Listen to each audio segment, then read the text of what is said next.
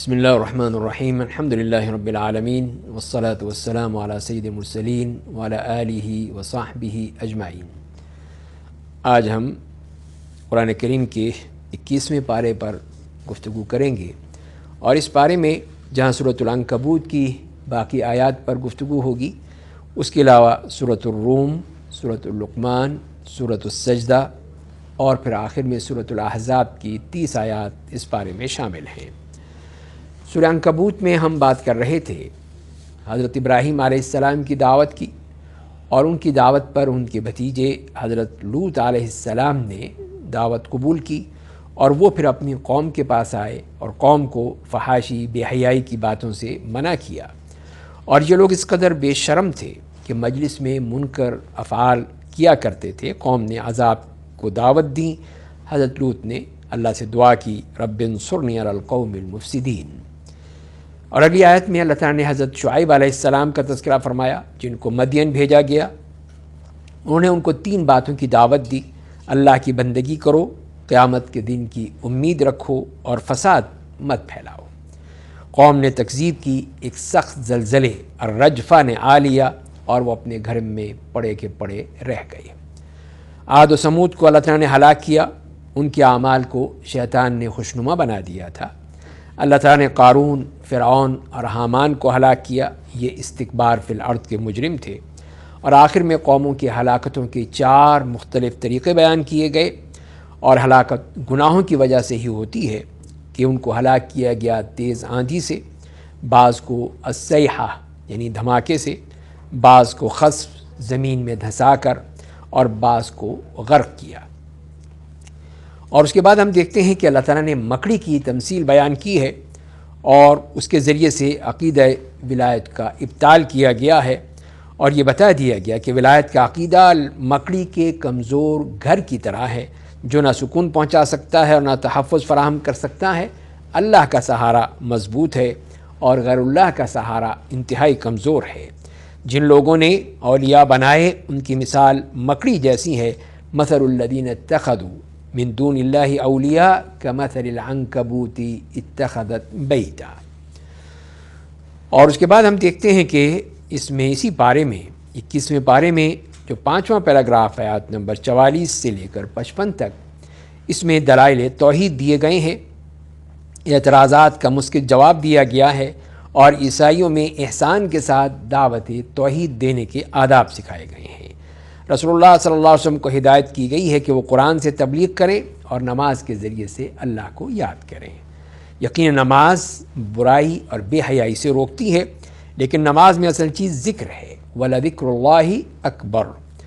اہل کتاب کے ساتھ خوبصورتی سے بحث و مجادلہ کرنا چاہیے، انہیں بتانا چاہیے کہ اسی طرح کی چیز جو ہمارے پاس بھی بھیجی گئی ہے، ان سے کہنا چاہیے کہ ہمارا تمہارا خدا ایک ہے، ہم اسی کے فرما بردار مسلم ہیں۔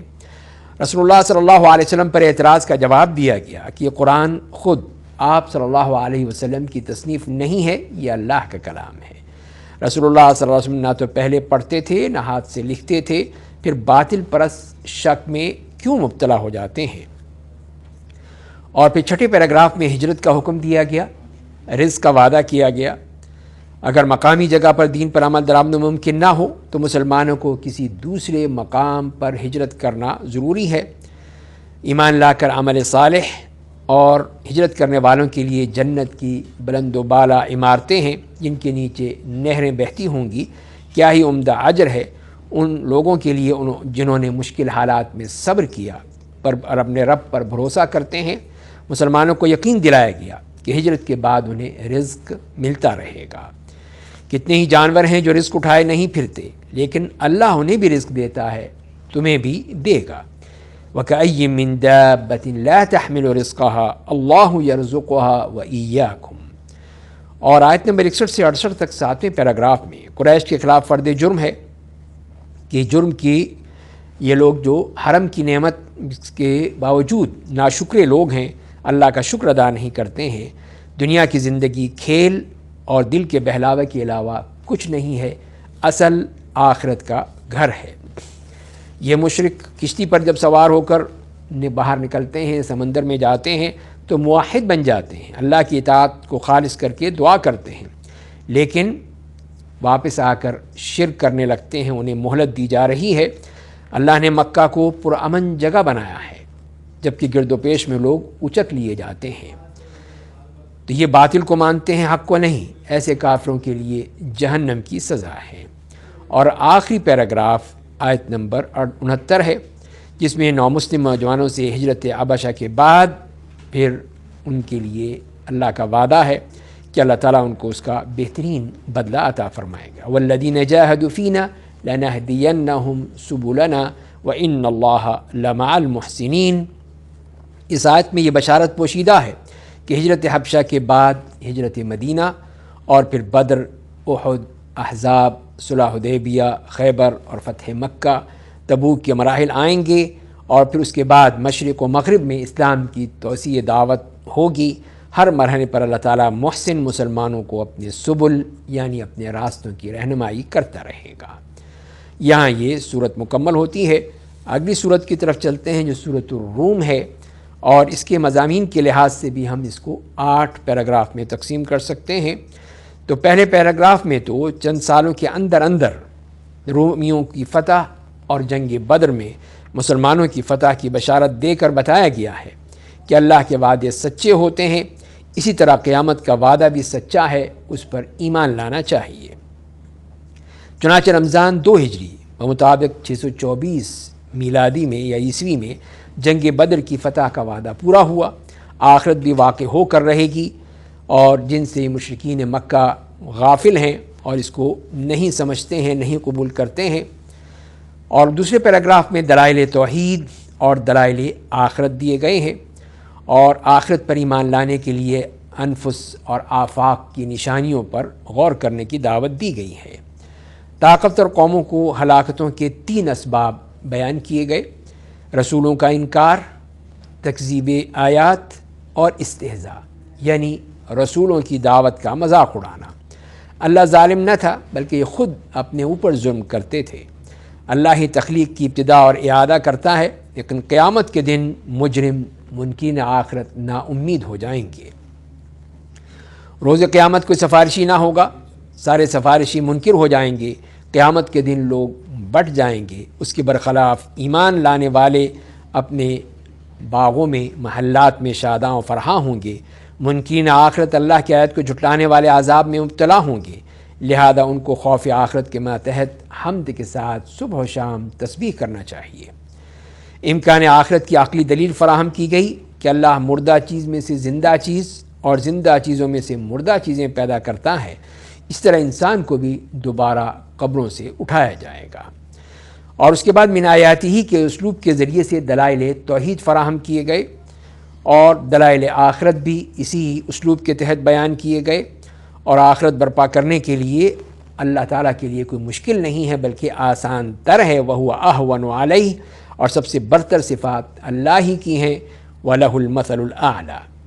اور اس کے بعد ہم دیکھتے ہیں کہ تیسرے پیراگراف میں مزید انفسی دلائل توحید بیان کیے گئے ہیں، اور ان کے ذریعے سے اللہ تعالیٰ کو خالق اور پھر انسان کو مخلوق، ان کا وہ فرق بتا دیا ہے کہ یہ لوگ اس فرق کو سمجھنے سے قاصر کیوں ہیں۔ کیا تمہارے غلام کیا تمہاری دولت میں برابر کے شریک ہیں؟ کیا تم غلاموں سے اسی طرح ڈرتے ہو جس طرح تم اپنے ہمسروں سے ڈرتے ہو؟ مشرکین کی گمراہی کے اصل سبب پر روشنی ڈالی گئی کہ یہ ظالم احوا یعنی اپنی تخیلات، قیاسات اور خواہشات کے غلام ہیں، اور اسی کے مطابق ہی یہ سب کچھ سوچتے ہیں۔ چوتھے پیراگراف میں جو آیت نمبر 30 سے لے کر 39 تک اسلام کی دعوت دی گئی کہ اسلام دین فطرت ہے، اور یہی اصل دین ہے۔ انسان کو چاہیے کہ اپنا رخ کامل یکسوئی کے ساتھ دین فطرت اسلام کی طرف کر لے۔ دعوت دی گئی کہ اللہ کا تقوی، اللہ کی انابت اختیار کرتے ہوئے نماز کے قیام کا اہتمام کیا جائے، اور ورنہ ان کا شمار مشرکین میں سے ہوگا۔ مشرکین گروہوں میں بٹ گئے، ہر گروہ اپنے پاس کی ہر چیز پر مگن ہے۔ کل حزب بما لدیہم فرحون۔ انسانی نفسیات پر روشنی ڈالی گئی کہ وہ مصیبت میں منیب بن کر اللہ کی طرف رجوع کرتا ہے، اور کیونکہ توحید اس کے دل کی فطری آواز ہے، لیکن رحمت کے نزول کے بعد پھر شرک شروع کر دیتا ہے۔ مشرکین پر واضح کیا گیا کہ شرک کے لیے کوئی دلیل اور سند نہیں ہے، اللہ نے کوئی سند نازل نہیں کی۔ اللہ تعالیٰ کی خوشنودی وجہ اللہ حاصل کرنے کے لیے رشتہ داروں، مسکینوں اور مسافروں کے حقوق ادا کرنے کا حکم دیا گیا کہ یہی لوگ فلاح پائیں گے۔ انفاق کی ترغیب دی گئی، سود اور زکوٰۃ میں فرق واضح کر دیا گیا کہ اللہ کے نزدیک سود نہیں بڑھتا، لیکن اللہ کی خوشنودی کے لیے دی جانے والی زکوٰۃ میں اضافہ کیا جاتا ہے۔ یعنی ایک مکی صورت ہے، لیکن یہاں زکوٰۃ اور حقوق العباد کی تمہید بیان کر کے اصل مقصد بھی بیان کر دیا گیا ہے۔ آیات 40 سے 42 تک 5ویں پیراگراف میں شرک کی تردید ہے، مشرکین کی ہلاکت کی دھمکی ہے کہ ان کو ہلاک کر دیا جائے گا، اور اس طرح ان کو بتا دیا گیا ہے کہ وہ زمین میں چل پھر کر دیکھ لیں اور غور کر لیں کہ ہلاک ہونے والے اکثر مشرک تھے۔ 6 پیراگراف میں بھی 4 پیراگراف کی طرح دعوت اسلام دی گئی ہے، فاقم وجہک للدین، اور بتایا گیا ہے کہ قیامت کا عذاب ٹلنے والا نہیں ہے، قیامت کا مقصد جزا اور سزا ہے، ہر شخص اپنے کیے کا ذمہ دار ہوگا، لہذا قرآن مجید کی دعوت توحید اور دعوت آخرت پر ایمان لا کر اس دعوت کو یا اس دین کو قبول کر لینا چاہیے۔ اور 7ویں پیراگراف میں بھی دوسرے اور تیسرے پیراگراف کی طرح مزید کچھ دلائل توحید اور دلائل آخرت بیان کیے گئے ہیں، اور پھر آخر میں رسول اللہ صلی اللہ علیہ وسلم کو فتح بدر کی بشارت اور تسلی دی گئی۔ مجرم مشرکین کو جو منکرین آخرت بھی تھے دھمکی دے کر اتمام حجت کی گئی ہے۔ انفسی دلائل میں اللہ تعالیٰ کی قدرت اور آخرت کو ثابت کرنے کے لیے انفسی دلیل دی گئی ہے کہ اللہ نے کمزوری کی حالت میں انسان کو پیدا کیا، پھر قوت بخشی، قوت کے بعد پھر ضعیف اور بوڑھا کر دیا، اللہ جیسا چاہے کرتا ہے، وہ علیم و قدیر ہے۔ تو انسانی زندگی کے یہ مراحل شہادت دے رہے ہیں کہ اس کے بعد کی منزل میں آخرت ہے، اور وہی اللہ کے قدرت کا ایک بہترین کرشمہ ہے۔ قیامت کے دن نہ معذرت نفع دے گی، نہ ظالموں سے معافی مانگنے کے لیے کہا جائے گا۔ مشرکین کو بتا دیا گیا کہ وہ ضدی ہیں، اللہ نے اس قرآن میں طرح طرح سے سمجھایا ہے، لیکن خواہ کوئی نشانی بھی آ جائے منکر اسے باطل ہی کہیں گے۔ اس طرح اللہ تعالیٰ بے علم لوگوں کے دلوں پر ٹھپا لگا دیتا ہے۔ آخری آیت میں رسول اللہ صلی اللہ علیہ وسلم کو صبر کی نصیحت کی گئی، منکرین آخرت کو دھمکی دی گئی کہ اللہ کا وعدہ سچا ہے، آخرت پر یقین نہ رکھنے والے رسول اللہ صلی اللہ علیہ وسلم کو ہلکا خیال نہ کریں۔ فاصبر ان وعد اللہ حق ولا يستخفنك الذين لا يوقنون۔ چند سالوں میں مشرکین مکہ شکست سے دوچار ہوں گے اور مسلمان میدان بدر میں کامیاب و کامران ہوں گے۔ تو یہاں یہ صورت بھی مکمل ہوتی ہے۔ اس پارے کی اگلی صورت سورۃ لقمان ہے۔ اس کو ہم مضامین کے لحاظ سے 4 پیراگراف میں تقسیم کر سکتے ہیں۔ پہلی 9 آیات میں اللہ حکیم ہے، اس کا کلام بھی حکمت سے معمور ہے، جزا اور سزا میں بھی حکمت ہے، یہ بتایا گیا ہے۔ اور یہ بتایا گیا اس حصے میں کہ قرآن مجید کی آیات محسنین کے لیے ہدایت اور رحمت ہیں۔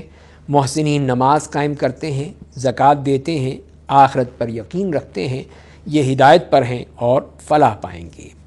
لہو الحدیث کا تذکرہ کیا گیا، یعنی کلام دل فریب سے کام لے کر اللہ کے راستے سے روکنے، اور پھر ان روکنے والوں کے لیے سخت عذاب کی وعید ہے۔ اور اسی سے معلوم ہوا کہ یہ موسیقی ناجائز ہے۔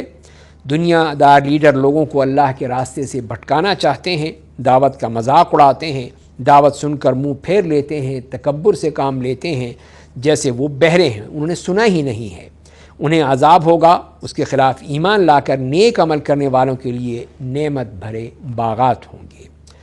دوسرے پیراگراف میں آیت نمبر 10 سے لے کر 12 تک بتایا گیا کہ شرک ظلم عظیم ہے اور توحید سراپا عدل ہے۔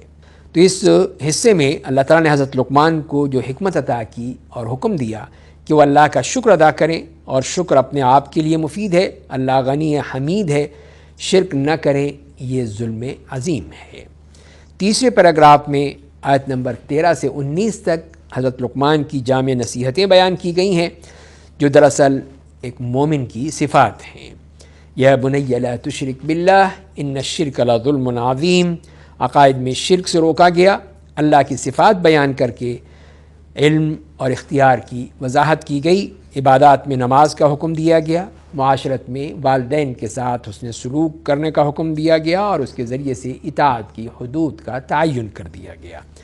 آداب دعوت بتائے گئے کہ نیکی کا حکم دیا جائے، برائی سے روکا جائے، اخلاقیات میں صبر کی نصیحت کی، میانہ روی کا حکم دیا گیا، گفتگو کے آداب سکھائے گئے، چیخنے چلانے کو گدھے کی آواز سے تشبیہ دی گئی، اور اجتماعی زندگی کا ادب سکھایا گیا کہ صرف ان لیڈروں کی پیروی کی جائے جن میں اللہ کی انابت پائی جاتی ہے، اللہ کا شکر ادا کریں، شرک نہ کریں، ظلم عظیم ہے، اور اس کے ساتھ ساتھ پھر والدین کے ساتھ احسان کی ہدایت کی گئی ہے، بالخصوص ماں کے ساتھ احسان کے وہ تکلیف پر تکلیف اٹھا کر پیٹ میں رکھتی ہے، 2 سال تک دودھ پلاتی ہے، اللہ کا شکر اور والدین کا شکر ادا کرنے کی نصیحت کر کے بتایا گیا کہ والدین بھی شرک پر مجبور کریں تو ان کی اطاعت نہیں کی جائے گی، ہاں معروف میں ان کا ساتھ دیا جا سکتا ہے، اور نیک لوگوں کے راستے کو اپنانے کا حکم دیا گیا۔ حضرت لقمان نے ایک خوبصورت تمثیل کے ذریعے سے اپنے بیٹے کو علم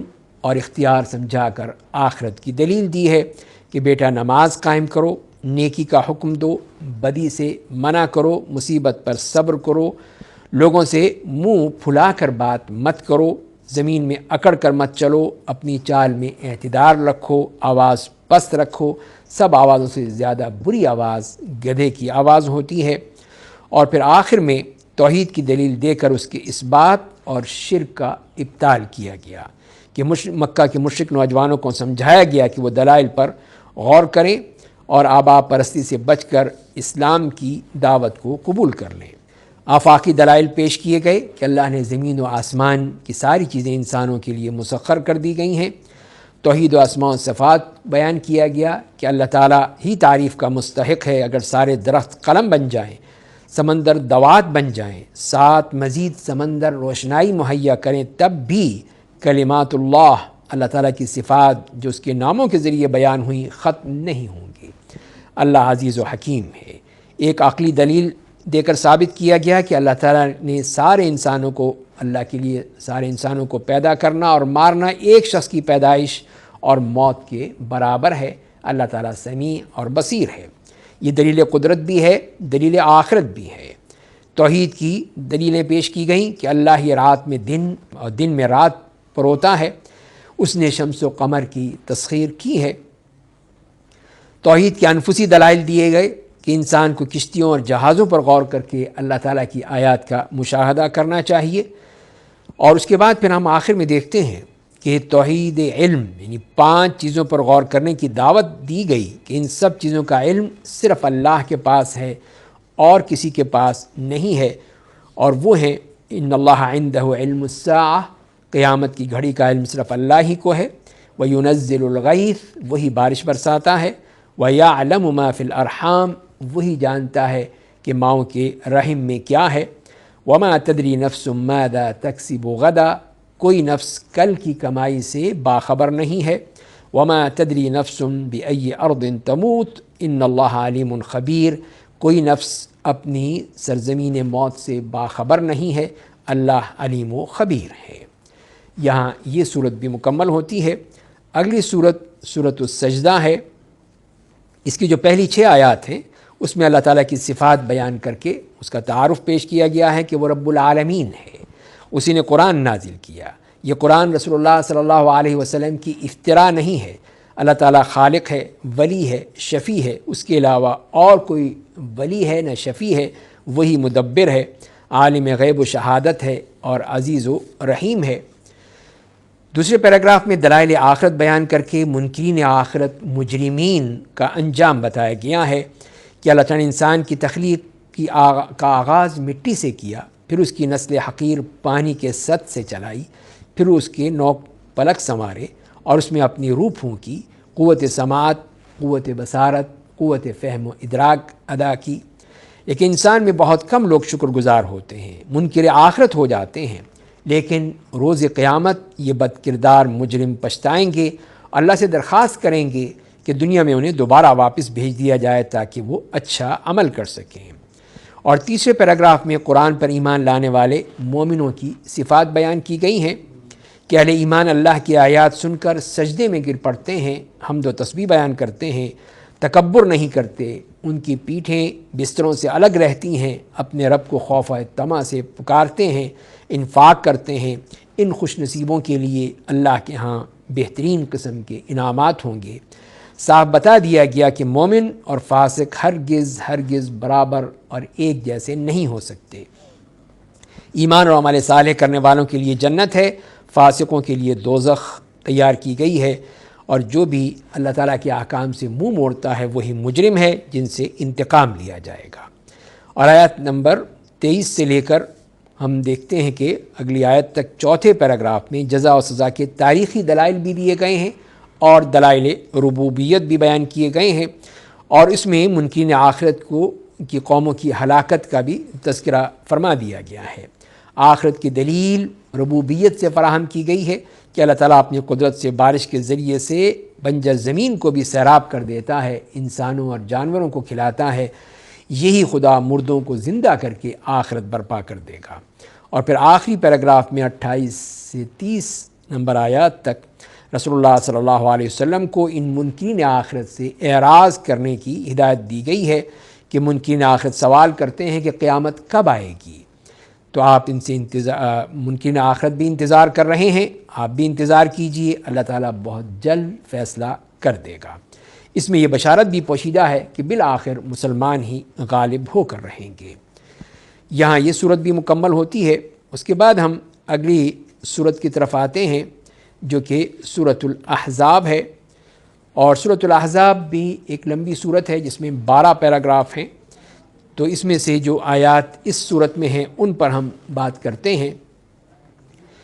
اور اس میں ہم دیکھتے ہیں کہ آیت نمبر 1 سے لے کر 3 یعنی پہلے پیراگراف میں کافروں اور منافقین کی اطاعت نہ کرنے کا حکم دیا گیا ہے، اور آیات 4 تا 6 تک سماجی عدل کے احکام دیے گئے ہیں کہ سماجی عدل کے قیام کی وضاحت کی گئی ہے کہ زہار سے بیوی ہرگز ماں نہیں بن جاتی، اسی طرح منہ بولا بیٹا بھی سگا بیٹا نہیں بن سکتا، اور منہ بولے بیٹوں کو سرپرست کے بجائے ان کے اصل باپ کے نام سے پکارنے کا حکم دیا گیا۔ یہی سماجی عدل کا اصل تقاضا ہے۔ اور تیسرے پیراگراف میں انبیاء کے میثاق کا مقصد بیان کیا گیا، اور یہ بتایا گیا کہ تمام انبیاء دعوت و تبلیغ کا جو پختہ عہد ان سے لیا جاتا ہے اس کا مقصد صادقین کو ان کی سچائی کی جزا اور کافروں کو ان کی تکذیب کی سزا دینا ہے۔ اور چوتھے پیراگراف میں منافقین کے کردار پر روشنی ڈالی گئی ہے کہ جنگ احزاب کے موقع پر منافقین کے کردار پر واضح کر کے یہ بتایا گیا کہ انہوں نے کس طرح مسلمانوں کے خلاف سازشیں کیں۔ اللہ تعالیٰ نے ایک آندھی بھیج کر مسلمانوں کی مدد کی اور قریش اور ان کے حلیفوں کو بھاگنے پر مجبور کر دیا۔ منافقین جھوٹے بہانے بنا کر جنگ سے رخصت لے رہے تھے۔ منافقین اللہ اور رسول صلی اللہ علیہ وسلم کے بارے میں بدگمانی سے کام لے رہے تھے کہ ان کے وعدے فریب ہیں۔ جنگ میں ان منافقین کی شرکت برائے نام تھی۔ ان سے کہا گیا کہ تمہارے لیے رسول اللہ صلی اللہ علیہ وسلم کی زندگی میں بہترین نمونہ ہے، اور تم اس پر عمل کرو گے تبھی تم کامیاب ہو سکتے ہو۔ اور جبکہ خود نبی کریم صلی اللہ علیہ وسلم بنفس نفیس خندق کھود رہے تھے، بشرطے کہ تم اللہ سے ملاقات پر ایمان لاؤ اور یوم آخرت پر یقین کر کے کثرت سے ذکر کا اہتمام کرو۔ اور پھر 5ویں پیراگراف میں مخلص صحابہ کے کردار پر روشنی ڈالی گئی کہ یہ مخلص صحابہ جو دشمن کو دیکھ کر ان کا ایمان اور ان کا جذبہ اطاعت تسلیم بڑھ گیا، اور ان کے عزم و حوصلہ میں کمی نہیں آئی۔ کچھ نے اپنا عہد پورا کر کے دکھایا اور کچھ منتظر ہیں۔ من المؤمنین رجال صدقوا ما عاهدوا اللہ علیہ فمنهم من قضى نحبه ومنهم من ينتظر وما بدلوا تبدیلا۔ اور پھر اس پارے کے آخر میں یہودی قبیلے بنی قریظہ کا انجام بتایا گیا کہ عہد شکنی کی سزا میں ان کے مردوں کو قتل کیا گیا، عورتوں کو قیدی بنا لیا گیا، ان پر روب کے ذریعے سے فتح حاصل ہوئی، مسلمانوں کو ان کے اموال اور زمینوں کا مالک بنا دیا گیا۔ اگلی آیات ہم اگلے پارے میں پڑھیں گے انشاءاللہ۔ اللہ تعالی ہمیں قرآن کو پڑھنے، سمجھنے اور عمل کرنے کی توفیق عطا فرمائے۔ وآخر دعوانا ان الحمد للہ رب العالمین۔